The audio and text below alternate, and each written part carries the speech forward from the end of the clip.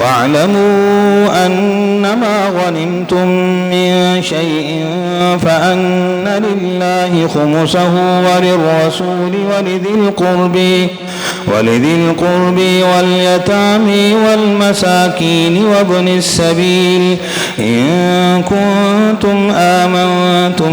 بالله وما أنزلنا على عبدنا يوم الفرقان يوم التقى الجمعان والله على كل شيء قدير إذ أنتم بالعدوة الدنيا وهم بالعدوة القصوى والركب أسفل منكم